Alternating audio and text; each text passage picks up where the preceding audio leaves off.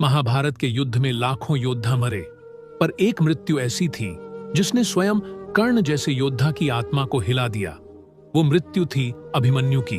पर क्या आप जानते हैं, मरने से पहले अभिमन्यु ने कर्ण से एक ऐसा सच कहा था जिसे सुनकर कर्ण का चेहरा पीला पड़ गया और जिसके बाद वो कभी पहले जैसा नहीं रहा। उस पल जो हुआ उसे न वेदों में लिखा गया, न किसी ग्रंथ में दर्ज है, पर वो रहस्य आज आप जानेंगे। महाभारत युद्ध का 13वां दिन दुर्योधन ने अपनी सारी सेना एक ऐसी रचना में बांध दी जिसे तोड़ना लगभग असंभव था। वो रचना थी चक्रव्यूह। कौरवों के सेनापति द्रोणाचार्य ने चक्रव्यूह की रचना की। चक्रव्यूह इतना शक्तिशाली होता है कि जो योद्धा एक बार इसमें फंस जाए उसका निकलना लगभग नामुमकिन था। कौरवों की ओर से सभी ने मिलकर एक षड्यंत्र बनाया कि वो अर्जुन को इस चक्रव्यूह में फंसाकर चारों तरफ से हमला करेंगे और अगर अर्जुन मारा जाएगा तो पांडव अपने आप युद्ध हार जाएंगे। परंतु उस दिन 16 वर्ष का एक युवक उस चक्रव्यूह को तोड़ने चला था, बिना यह जाने कि वह बाहर निकल भी पाएगा या नहीं। अभिमन्यु ने जैसे ही अपने रथ का अग्रभाग चक्रव्यूह में प्रवेश कराया, कौरव सेना हिल गई। उसके बाणों की गति इतनी तीव्र थी कि वह हर दिशा से आने वाले प्रहारों को सहजता से काट रहा था। उसके चेहरे पर कोई भय नहीं था, बल्कि एक मुस्कुराहट थी, जैसे युद्ध उसके लिए खेल हो। उसकी आंखों में वही तेज झलक रहा था जो कभी अर्जुन की आंखों में था। तभी दुर्योधन ने कर्ण से क्रोधित स्वर में कहा, यह बालक हमारे रथों को भस्म कर रहा है। कर्ण, इसे अभी खत्म करो। लेकिन कर्ण के भीतर एक द्वंद्व चल रहा था। क्या मैं इस बच्चे को मार सकता हूं? वह सोच रहा था, जिसकी उम्र में मैंने तीर चलाना सीखा था, वह आज मुझ पर तीर चला रहा है। वह देख रहा था वह बालक किस तरह अकेले सैकड़ों योद्धाओं से जूझ रहा था। तभी द्रोणाचार्य ने चारों ओर से सैनिकों को बुलाया और कृपाचार्य ने संकेत दिया, अब इसे अकेला छोड़ना पाप होगा, पर इसे जीवित छोड़ना और भी बड़ा। और तब जयद्रथ ने चक्रव्यूह का द्वार बंद कर दिया। अभिमन्यु अब भीतर फंस चुका था, अकेला पर अडिग। अब यह युद्ध नहीं रह गया था, यह एक तपस्या बन चुका था। चारों ओर से कौरव सेना ने उसे घेर लिया। द्रोणाचार्य, कृपाचार्य, अश्वत्थामा, सभी महान योद्धा अब एक ही लक्ष्य पर केंद्रित थे, अभिमन्यु का वध। न कोई साथ, न कोई मदद। फिर भी वह बालक मुस्कुरा रहा था। अभिमन्यु का रथ अब पूरी तरह टूट चुका था, घोड़े घायल थे, सारथी गिर चुका था और उसका धनुष बाणों की वर्षा में टूट गया।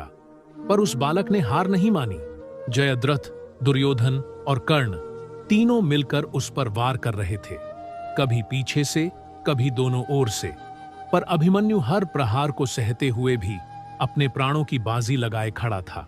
वह रथ का टूटा पहिया उठाता है, तभी एक तीव्र बाण अभिमन्यु के कंधे में आ लगता है। वह लड़खड़ाता है पर गिरता नहीं। वह पलट कर देखता है, सामने कर्ण खड़ा है। वह बाण कर्ण का था, पर उस प्रहार में न घृणा थी न गर्व, वह जैसे नीति का हिस्सा था। अभिमन्यु धीरे से मुस्कुराता है और कर्ण से कहता है, रुको कर्ण, मरने से पहले मैं तुमसे कुछ कहना चाहता हूं। कर्ण का हाथ रुक जाता है, उसकी आंखों में करुणा झलकती है। उस क्षण जैसे युद्ध थम गया, तीरों की आवाजें धीमी पड़ गईं और केवल 2 योद्धा रह गए, एक 16 वर्ष का वीर और एक सूर्यपुत्र। एक बालक मृत्यु के द्वार पर खड़ा था और उसके सामने वह योद्धा था जो स्वयं अपने भाग्य की बेड़ियों में जकड़ा था। अभिमन्यु ने कर्ण की ओर मुस्कुराते हुए कहा, कर्ण, तुम सोचते हो कि मैं तुमसे नफरत करता हूं। कर्ण चौंकता है और कहता है, नहीं बालक, पर तुम यह क्यों कह रहे हो?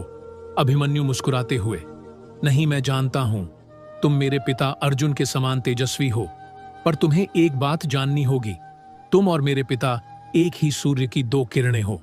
बस फर्क इतना है, एक किरण को समाज ने अपनाया और दूसरी को ठुकरा दिया।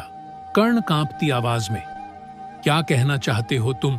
अभिमन्यु ने कहा, मैंने मां कुंती से सुना है कि उनका पहला पुत्र भी अर्जुन जितना महान है, पर उसने अपने धर्म को दूसरों की छाया में खो दिया। कर्ण, वो पुत्र तुम हो। कर्ण स्तब्ध रह जाता है। अभिमन्यु आगे कहता है, कर्ण, तुम मेरे पिता के भाई हो और मैं तुम्हारा भतीजा। कर्ण हैरान होकर, क्या तुम ये सच जानते हो? अभिमन्यु ने कहा, हाँ कर्ण, इसीलिए मैं चाहता हूं कि मेरे मरने के बाद तुम वो करो जो एक सच्चे काका को करना चाहिए, धर्म के पक्ष में खड़ा होना। कर्ण की आंखों से आंसू गिरने लगते हैं। वह कांपती आवाज में कहता है, पर मैं दुर्योधन का ऋणी हूं, मैं कैसे पांडवों का साथ दे सकता हूं? इस पर अभिमन्यु ने कहा, तब कम से कम इतना करो कर्ण कि जब तुम अर्जुन से मिलो तो उसे मेरा प्रण बता देना, और तुम मेरी एक बात याद रखना, मैं मरा नहीं हूं काका, मैं तुम्हारी आत्मा में जिंदा हूं। कुरुक्षेत्र की उस भूमि पर केवल एक योद्धा नहीं मरा, बल्कि एक सत्य जीवित हुआ जो कर्ण को भीतर से तोड़ गया पर उसे मानव बना गया। कर्ण धीमे स्वर में, तेरी मृत्यु का दोष मुझ पर है बालक, पर तेरे शब्द मेरे भीतर एक अग्नि छोड़ गए हैं जो मुझे जलाती रहेगी जब तक मैं स्वयं ना जल जाऊं। जब कर्ण का रथ कीचड़ में धंसा और श्री कृष्ण ने अर्जुन से कहा, प्रहार करो, तो कर्ण के होठों पर बस एक ही नाम था, अभिमन्यु। कर्ण ने धीरे धीरे सिर उठाया। उसके भीतर एक अनकही पीड़ा और गहरी समझ पल रही थी।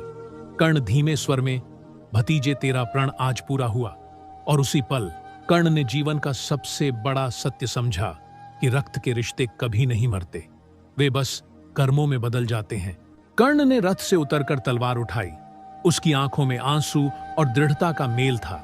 वह जान गया कि युद्ध केवल विजेताओं और पराजित के बीच नहीं, बल्कि सत्य और धर्म के बीच है। महाभारत के इतिहास में यह प्रसंग कहीं लिखा नहीं गया, पर कुछ प्राचीन ग्रंथों में इसका उल्लेख मिलता है कि कर्ण मृत्यु से पहले वह बार बार अभिमन्यु का नाम ले रहा था। अभिमन्यु ने अपने मरते हुए क्षणों में जो सच बताया वो यह था कि युद्ध और वंश का गर्व व्यर्थ है अगर मनुष्यता खो जाए। एक बालक जो जीवन में इतना छोटा था, वह एक योद्धा, एक शिक्षक और एक मार्गदर्शक बन गया, जिसने अपने अंतिम शब्दों से कर्ण को जीवन का अर्थ दे दिया कि कभी कभी रिश्ते जन्म से नहीं बल्कि बलिदान से बनते हैं। अभिमन्यु ने मौत को पाया, पर कर्ण को जीवन का अर्थ दे गया।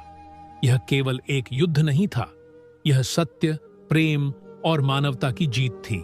और यही संदेश भी है कि जीवन की महानता केवल विजय या रक्त में नहीं, बल्कि उस साहस और प्रेम में है जो हम दूसरों के लिए जीते हैं। अभिमन्यु का बलिदान केवल युद्ध की घटना नहीं रह जाता, बल्कि कर्ण और अर्जुन के जीवन में स्थायी प्रभाव छोड़ता है। यह कहानी न केवल महाभारत का ऐतिहासिक पक्ष दिखाती है, बल्कि सच्चे रिश्तों और मानवता की गहराई को भी उजागर करती है। तो दोस्तों, आज की वीडियो में बस इतना ही। उम्मीद है आपको आज की वीडियो पसंद आई